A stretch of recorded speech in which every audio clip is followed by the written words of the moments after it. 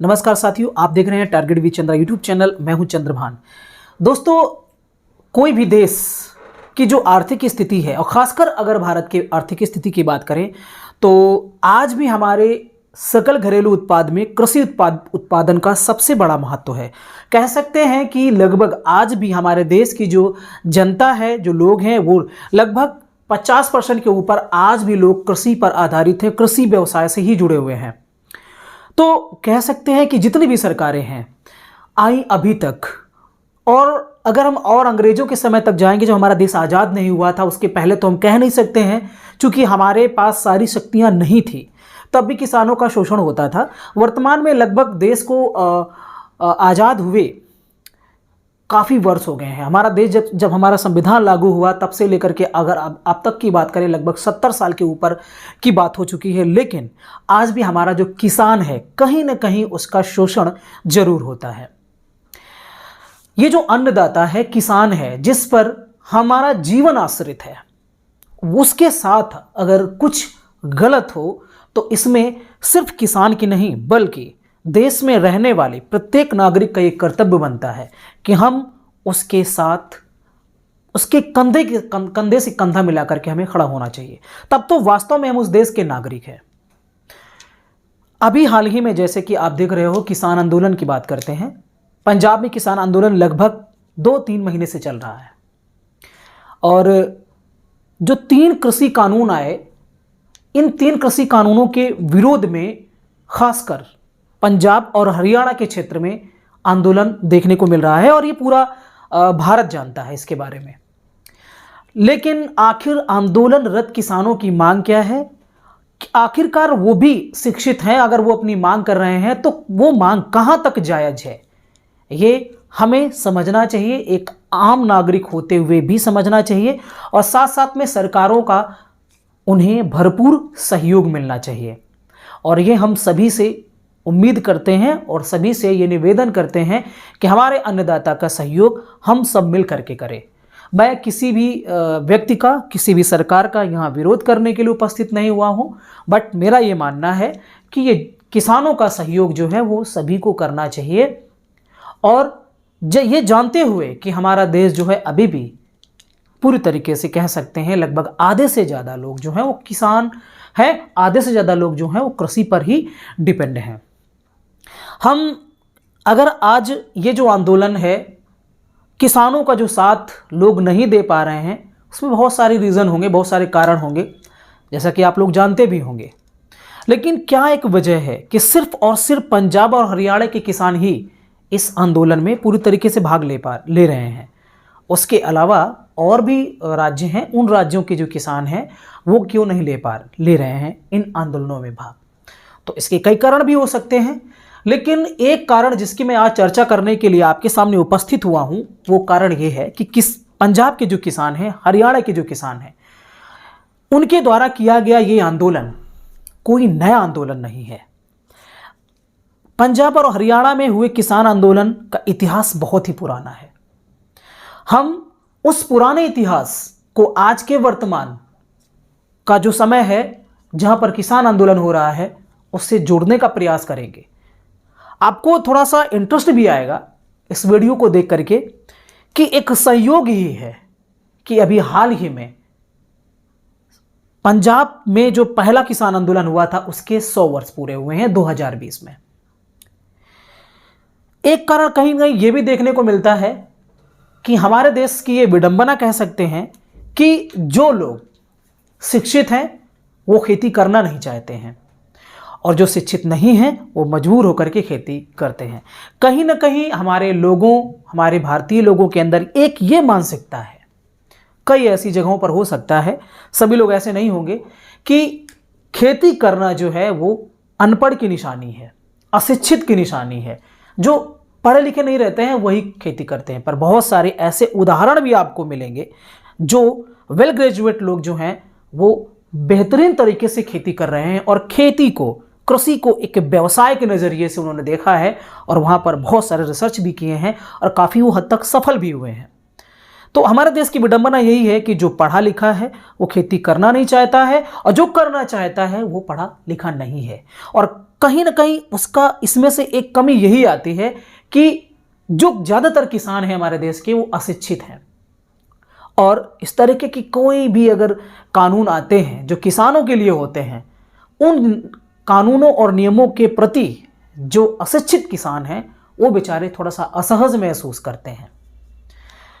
शंका उनको रहती है कि कहीं कोई समस्या खड़ी ना हो जाए। जिस दिन इस जो चीज़ मैंने बताई उसका अगर उल्टा शुरू हो गया कि पढ़े लिखे लोग अगर खेती करना शुरू कर देंगे तो हमारे देश की जो आर्थिक स्थिति है वो काफ़ी हद तक मजबूत हो जाएगी। आज का स्टूडेंट्स अगर वो ग्रेजुएट हो गया तो उसे लगता है कि खेत में काम करेंगे तो लोग क्या कहेंगे, ऐसे लगता है कोई ये गलत काम है, पर ऐसा नहीं है। अगर खेत को भी एक व्यवसाय की नज़र से आप देखें और आप अपना जो अध्ययन है वो अगर कृषि पे लगाएं तो देखिए आप उससे भी बहुत सारा पैसा कमा सकते हैं, धन कमा सकते हैं, सम्मान कमा सकते हैं, और यही हमें करने की ज़रूरत है। और जैसा कि मैं बोल रहा था कि जिस दिन पूरे देश के किसान शिक्षित हो जाएंगे तो इस तरीके के जो आंदोलन हैं वो पूरे देश में देखने को मिलेंगे। देखिए, अपने अधिकारों की मांग वही व्यक्ति कर सकता है जिसको अपने अधिकार पता होंगे, और अधिकार पता करने के लिए उसे शिक्षित होना पड़ेगा। जिसे अपने अधिकार ही नहीं पता है वो मांग कैसे करेगा? तो ये भी एक कारण हो सकता है। आइए हम बात करते हैं पंजाब से जुड़े किसान आंदोलन की, और वो किसान आंदोलन जो है उसकी शुरुआत अगर बात करें तो 1920 से होती है। अभी वर्तमान में 2020 खत्म हुआ, 2021 चल रहा है, तो उस 1920 में जो पहला पंजाब में किसान आंदोलन हुआ उसके लगभग अभी 2020 में 100 वर्ष पूरे हुए हैं। और जैसा कि आपको ज्ञात होगा कि जो किसान आंदोलन है उसकी शुरुआत जो है और लास्ट सितंबर और शुरुआत के नवंबर से ही चल रही है, तीनों कृषि कानूनों के खिलाफ। तो एक संयोग ही कह सकते हैं जिस पर शायद लोगों का ध्यान नहीं गया होगा। पंजाब में जो पहला आंदोलन किसान आंदोलन होता है ये पंजाब में पहला था, लेकिन ऐसा नहीं कि देश में पहला था। देश में अगर किसान आंदोलनों की बात करते हैं, शुरुआत की बात करते हैं, तो आपने एक संस्था का नाम सुना होगा, home rule league. Home rule league संस्था, दो संस्थाएं थी होम रूल लीग की, एक तो एनी बेसेंट के द्वारा जो बनाई गई थी और एक दूसरी मदन मोहन मालवीय जी के द्वारा बनाई गई थी। मदन मोहन मालवीय जी के द्वारा जो होम रूल लीग संस्था का गठन किया गया था उसके कई सारे प्रमुख नेता थे, लक्ष्मी नारायण द्विवेदी, गौरी शंकर मिश्र, ऐसे और भी कई जुड़े हुए लोग थे होम रूल लीग से जुड़े हुए लोग थे जिनको नेतृत्व प्रदान किया पंडित मदन मोहन मालवीय ने। तो पंडित मदन मोहन मालवीय के नेतृत्व में पहली बार उत्तर प्रदेश में, जब हमारा उत्तर प्रदेश नहीं बल्कि संयुक्त प्रांत के नाम से जाना जाता था, उस समय 1918 ईस्वी में एक किसान सभा का गठन किया जाता है। और उसके पश्चात फिर प्रतिदिन, ये कह सकते हैं लगभग कुछ समय के उपरांत, ऐसे कई सारे जो संस्थाएं हैं वो पूरे देश में देखने को मिलती हैं जो कि किसानों से संबंधित थी। पंजाब में जो किसान आंदोलन हुआ 1920 में हुआ, और मुख्य रूप से इसके क्षेत्रों की अगर बात करें तो जालंधर, अमृतसर, होशियारपुर, लायलपुर, शेखपुरा, इन जगहों पर यह जो पंजाब में किसान आंदोलन हुआ था 1920 में ज्यादा सक्रिय रहा। लायलपुर की बात करें तो लायलपुर का जो क्षेत्र है भगत सिंह का क्षेत्र है।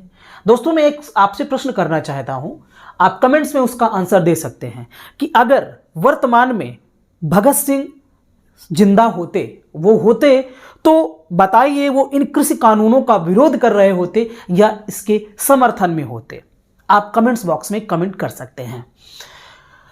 यह जो पंजाब में किसान आंदोलन हुआ इसमें अधिकांश किसान जो थे वो सिख थे। जैसा कि आपको पता है कि पंजाब जो है भले एरिया में कम हो लेकिन कृषि के मामले में उसका जो उत्पादन है वो हमेशा अच्छा रहता है। उसका कारण है किसान वहाँ के शिक्षित हैं। किसान जब शिक्षित होंगे तो खेती में कौन सी चीज़ की कमी है, कौन सी चीज़ की कमी नहीं है, कैसे खेती करना चाहिए, कैसे नहीं करना चाहिए, सारी जानकारी उनको है।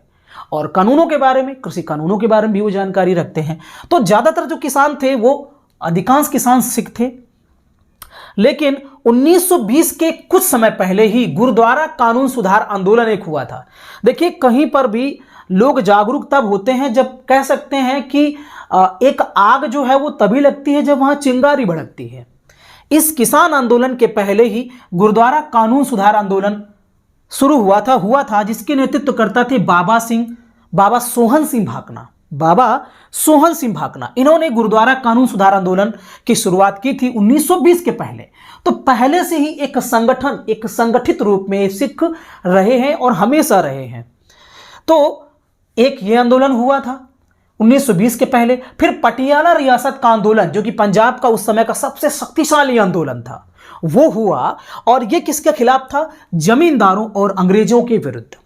दोस्तों, हम भारत में हुए कुछ किसान आंदोलनों का नाम लेते हैं, जैसे कि चंपारण आंदोलन हुआ। महात्मा गांधी जब अफ्रीका से लौट करके आते हैं तो 1917 ईस्वी में पर वो चंपारण बिहार जाते हैं और नील की खेती जो करवाई जाती थी जबरन 3/20 हिस्से पर, उसको वहां पर उन्होंने रुकवाया। तो ये एक कह सकते हैं ये भी एक किसान आंदोलन था। और उसके बाद खेड़ा सत्याग्रह की बात करते हैं, महात्मा गांधी की उस समय नेतृत्व करता थे। बारदोली सत्याग्रह की बात करते हैं, वो भी एक किसान आंदोलन था, वल्लभ भाई पटेल इसके नेतृत्व करता थे। ऐसे ही एका आंदोलन जो है वो उत्तर प्रदेश से ही जुड़ा हुआ था, है ना। तो एका आंदोलन, मोपला विद्रोह जो कि केरल में हुआ। मोपला एक इस्लाम लोगों की एक जाति है, केरल में रहते हैं, और ये भी जमींदारों के खिलाफ और अंग्रेजों के खिलाफ इन्होंने विद्रोह छेड़ा था। तो भारत में ऐसे 1857 के पहले और उसके बाद में कई ऐसे किसान आंदोलन हुए हैं। तो एक चीज बड़ा ही ये दुख होता है इस बात का कि चलो, जब अंग्रेज थे तब तो किसानों के साथ इस तरीके का शोषण हुआ, लेकिन वर्तमान में ये चाहिए, सभी सरकारों को ये चाहिए कि हमारे देश के जो किसान हैं उनका शोषण बिल्कुल बर्दाश्त ना किया जाए और इस तरीके के कानून बनाए जाएं ताकि वो बेहतर तरीके से अपने खेती में उत्पादन कर सके और हमारा देश जो है, हमारे देश की जो आर्थिक स्थिति है वो मजबूत हो सके। ऐसा सभी सरकारों को करना चाहिए। किसान हैं तो हम सभी हैं, ये भी एक तरीके से देश सेवक हैं, ये भी एक तरीके से देश की रक्षा करने वाले हैं। अगर वो अन्न का उत्पादन नहीं करेंगे तो हम लोग भूखों मर जाएंगे। तो हमें इस बात को भी ध्यान रखना चाहिए। पंजाब में किसान आंदोलन जो शुरू हुआ 1920 में, इसके प्रमुख नेतृत्वकर्ताओं का अगर हम नाम लें तो भगवान सिंह लोगोवाल व जागीर सिंह जोगा, ये लेफ्टिस्ट थे, वामपंथी नेता थे। आज भी जो वर्तमान में आंदोलन चल रहा है उसमें भी ये आरोप लग रहे हैं कि बहुत सारे वामपंथी जो नेता हैं इस आंदोलन को भड़काने में लगे हुए हैं और किसानों को बरगला रहे हैं। ऐसे आज भी आरोप लगते हैं। और उस वक्त भी भगवान सिंह लोगोवाल व जागीर सिंह जोगा जैसे वामपंथी नेता जो थे, जो इस पंजाब में किसान आंदोलन का नेतृत्व कर रहे थे। यह जो आंदोलन है यह 1953 तक चला। देखिए 1920 से लेकर के 1953 तक। अब सोचिए, तो अभी अगर किसी और राज्य में मुझे लगता है कि किसान आंदोलन शुरू हुआ होता, एक तो शुरू नहीं होता, अगर हुआ भी होता तो जाने कब का समाप्त हो गया होता। तो ये सिख लोगों के लिए, सरदार लोगों के लिए, पंजाबी लोगों के लिए कोई नई बात नहीं है। ये जुझारू प्रवृत्ति के लोग हैं और जो लोगों को ये लगता है कि ये लोग पीछे हट जाएंगे, तो पीछे हटने वाले लोगों में नहीं है, क्योंकि इतिहास गवाह है कि 1920 ईस्वी में आंदोलन शुरू हुआ और ये लोग 1953 ईस्वी तक चलता रहा और ये पीछे कभी नहीं हटे, मुड़ करके नहीं देखे जब तक ये सफल नहीं हो गए। तो हमें सीख लेनी चाहिए। इतिहास जो है, कई बार कहा जाता है कि इतिहास दोहराया जाता है, तो हो सकता है ये इतिहास दोहराया जा रहा हो। तो ये मान लेना कि ये किसानों पीछे हट जाएंगे, ऐसा तो मुझे बिल्कुल नहीं लगता है। 1953 ईस्वी में किसानों को जमीन का मालिकाना हक प्राप्त हो गया। अब ये किसान आंदोलन पंजाब में हुआ क्यों था? जैसे कि आपको पता है कि जमींदारी प्रथा थी, जमींदारों को ही खेती का असली मालिक मान लिया गया था। रैयतवाड़ी व्यवस्था, स्थायी बंदोबस्त, उसके बाद महालवाड़ी व्यवस्था। स्थायी बंदोबस्त में किसानों की जो जमीन थी उसका मालिकाना हक है जमींदारों को दे दिया गया था, ठीक है। उसके बाद फिर महालवाड़ी व्यवस्था आती है, उसमें भी जमींदारी प्रथा रहती है, लंबरदारी व्यवस्था आ जाती है। बाद में रैयतवाड़ी व्यवस्था आती है, जब किसानों को जमीन का मूल जो स्वामी है वो माना जाता है, ठीक है। लेकिन यहां भी क्या था कि अभी जमींदारों के कब्जे में जमीनें थी और इन नेताओं के नेतृत्व में जब पंजाब के किसानों ने आंदोलन किया तो 1953 तक ये चला और उसके बाद इनको जमीन का मालिकाना हक प्राप्त हुआ। तो कहीं ना कहीं ये लोग सफल जरूर होते हैं जो भी आंदोलन करते हैं, क्योंकि पीछे हटने वाले लोगों में से बिल्कुल नहीं है। अगर हम वर्तमान के इस आंदोलन, जो अभी कृषि कानूनों के खिलाफ जो आंदोलन पंजाब में चल रहा है, अगर उसको देखें तो वर्तमान में कृषि कानूनों के विरुद्ध चल रहे आंदोलन के लगभग 100 दिन पूरे हुए हैं। लेकिन पंजाब में जो किसान आंदोलन की शुरुआत हुई थी 1920 में, 2020 में उसके 100 वर्ष पूरे हुए। ये भी एक संयोग ही कह सकते हैं। और देखिए 100 वर्ष पूरे होने के उपलक्ष्य में एक नया आंदोलन शुरू हो गया किसानों का, और वो भी कहां पर? पंजाब में। हमने पढ़ा था कि ये जो पंजाब में किसान आंदोलन हुआ था उसके प्रमुख नेतृत्वकर्ता थे भगवान सिंह लोगोवाल व जागीर सिंह जोगा। दोस्तों एक संयोग ही कह सकते हैं कि वर्तमान में जो किसान आंदोलन हो रहा है उसके प्रमुख पंजाबी नेताओं में से देखिए नाम लगभग मिलते जुलते हैं। जैसे देखिए यहां पर जोगिंदर सिंह उग्राहा ये भाकियू अर्थात भारतीय किसान यूनियन के संस्थापक है। पंजाब में 2002 ईस्वी में इन्होंने गठन किया था भारतीय किसान यूनियन का पंजाब में। अब देखिए यहाँ पर भगवान सिंह लोगोवाल और यहाँ बलवीर सिंह राजेवाल, ऐसा लग रहा है ना कि जैसे सेम नाम लग रहा है। भगवान सिंह लोगोवाल, बलवीर सिंह राजेवाल, जागीर सिंह जोगा, जगमोहन सिंह, जोगिंदर सिंह। तो देखिए उस समय भी नेतृत्वकर्ताओं के ऐसे नाम थे और आज भी के जो नेता हैं पंजाब के किसान नेता, उनके भी लगभग नाम ऐसे ही हैं। तो ये पंजाब में किसान जो आंदोलन था 1920 में, जिसने इस आंदोलन ने पूरे देश को उस वक्त प्रभावित किया था, और वर्तमान में चल रहे इस पंजाब में जो किसान आंदोलन है इसने भी पूरे देश को प्रभावित किया है। और अभी हाल ही में खबरें आ रही हैं, हाल ही में खबरें ये आ रही हैं कि पंजाब के जो सरपंच हैं, हरियाणा के जो सरपंच है गांवों के, उन लोगों ने ये शर्तें रखी हैं, बाकायदा लेटर गांवों को पहुंचाया हुआ है कि हर एक घर से एक व्यक्ति को इस किसान आंदोलन में शामिल होने जाना पड़ेगा। और गाजीपुर जो बॉर्डर है दिल्ली के पास में, वहां पर सारे किसान इकट्ठा हो रहे हैं। कई बार तो ट्रैक्टर रैली भी निकाली गई। और यहां पर वर्तमान में अभी की मैं बात कर रहा हूं कि वहां के सरपंचों ने यह घोषणा की है, हर एक गांव के सरपंच ने, कि प्रत्येक घर से एक व्यक्ति को किसान आंदोलन में शामिल होने जाना ही पड़ेगा, वरना उसके ऊपर 5,000 का जुर्माना भी लगाया जाएगा। तो इस तरीके की बातें जो है वो पंजाब से आ रही हैं। जैसे पंजाब में बठिंडा की बात करें, इस 1920 में हुए पंजाब के किसान आंदोलन ने पूरे देश को उस समय प्रभावित किया था, और लगभग हर जगह पर छोटी छोटी जो सभाएं हैं वो आयोजित होना शुरू हुई थी, और किसान जो है लामबंद होना, इकट्ठा होना शुरू हुए थे। ऐसा ही एक घटना है वो दिखाई देती है अखिल भारतीय किसान सभा के रूप में एक गठन होता है। तो थोड़ा सा इतिहास हम जानते हैं।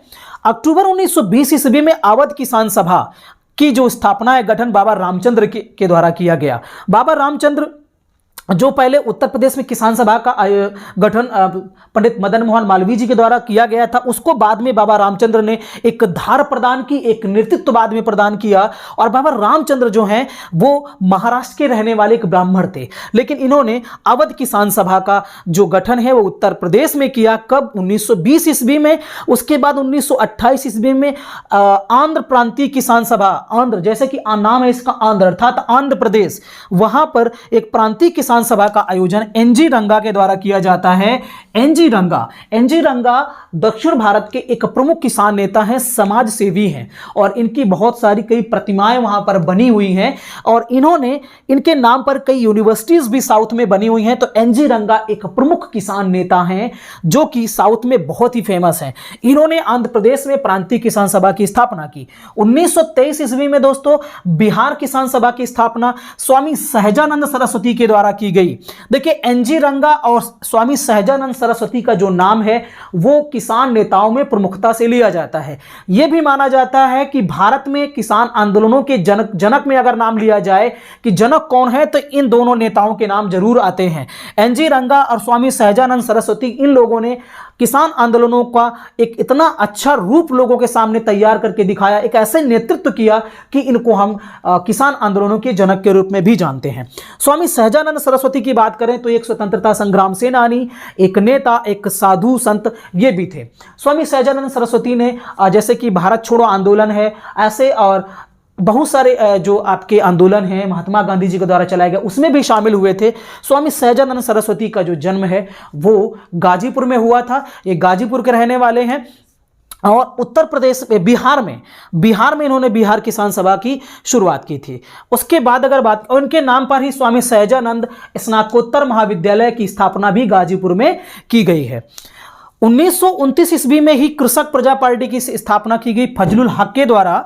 और उसके बाद ये सारे लोगों ने मिलकर के क्या किया कि 1936 ईस्वी में अखिल भारतीय किसान सभा की स्थापना की। और कहां पर की? लखनऊ में की। तो ये जो अखिल भारतीय किसान सभा की स्थापना लखनऊ में की गई, एक बड़े रूप में की गई, इसका पहला जो सम्मेलन है वो 11 अप्रैल 1936 ईस्वी को इसका प्रथम जो अधिवेशन है, प्रथम सम्मेलन है वो किया गया। और इस प्रथम सम्मेलन की अध्यक्षता किसने की थी? स्वामी सहजानंद सरस्वती ने। और इसके महासचिव कौन बने थे? एनजी रंगा। तो देखिए कहीं ना कहीं हमें देखने को मिल रहा है कि उत्तर भारत और दक्षिण भारत के जो नेता हैं वो आपस में मिल करके एक बड़ा किसान आंदोलन खड़ा करते हैं, एक किसान संस्था खड़ी करते हैं जिसे अखिल भारतीय किसान सभा के नाम से भी जाना जाता है। दोस्तों उसी दौरान 1 सितंबर 1936 ईस्वी को किसान दिवस मनाने का निर्णय लिया गया कि हम किसान दिवस भी मनाएंगे। वैसे किसान दिवस अगर वर्तमान में देखें तो किसान दिवस जो है वो 23 दिसंबर को मनाया जाता है। कब? 23 दिसंबर को। अब 23 दिसंबर को ही क्यों मनाया जाता है? क्योंकि हमारे देश के प्रथम किसान पुत्र या कह सकते हैं प्रथम किसान प्रधानमंत्री चौधरी चरण सिंह, जिन्हें किसान पुत्र के नाम से भी जाना जाता है, जो कि भारत के 5वें प्रधानमंत्री बनते हैं, उत्तर प्रदेश के सीएम भी रह चुके थे वो उनके जन्मदिन पर ही सरकार ने 2001 में क्या किया था कि उनके जन्मदिन 23 दिसंबर को प्रतिवर्ष किसान दिवस के रूप में मनाने का निर्णय लिया। तब से लगातार 23 दिसंबर को हम लोग किसान दिवस के रूप में मनाते चले आ रहे हैं। तो किसके जन्मदिन पर? चौधरी चरण सिंह के जन्मदिन पर, जो कि भारत के 5वें प्राइम मिनिस्टर हैं। दोस्तों यहीं पर एक इस टॉपिक से हट करके है, लेकिन दिमाग में आया कि गुड गवर्नेंस डे या सुशासन दिवस कब मनाया जाता है? तो दोस्तों अटल बिहारी वाजपेयी जी का जन्म जो है वो 25 दिसंबर को हुआ था। और 25 दिसंबर को ही सुशासन दिवस या गुड गवर्नेंस डे प्रतिवर्ष मनाया जाता है। जैसे 23 दिसंबर को किसान दिवस मनाया जाता है, उसी प्रकार 25 दिसंबर को गुड गवर्नेंस डे या सुशासन दिवस भी मनाया जाता है।